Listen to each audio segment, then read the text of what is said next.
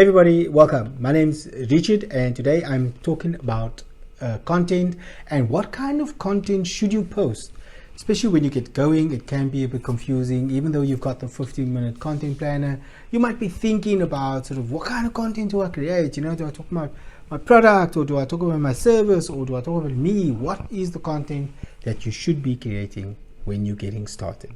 So my advice to everyone when they get started is that it should be a mix of content. Now, there's absolutely nothing wrong with posting about your product, but you kind of want to not do that for as long as possible, especially in the beginning.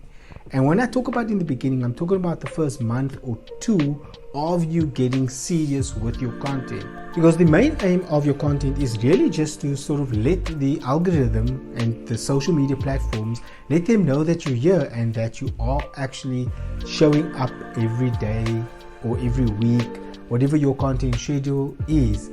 So when you start creating content, I'd like to advise to create a mix of content about sort of maybe some humor, maybe it's something informative, maybe you're asking a question, maybe you're running some sort of poll because there's just a bit of curiosity around a particular topic. And the type of content that you make is not actually that important, especially in the beginning, because no one's going to remember what so-and-so posted 5 years ago or a year ago or even 6 months ago. We're going to forget. These are conversations that sort of fly by us as we are living our lives or we are engaging on a platform, and it really isn't going to be remembered. As long as it's not too controversial, you should be fine. So the important thing is to not make your product or service the centerpiece of your content. It's going to lose audience members because they're not ready for it. They're not ready to talk about your product or service. They want to be entertained. Isn't that why you are on social media? Isn't that why you browse? You want to be entertained in some form, some way, or maybe educated, or maybe you use it as a news outlet of some sort. So the last thing you want to do is talk directly about your content, and you certainly don't want to make it an anchor for your content strategy.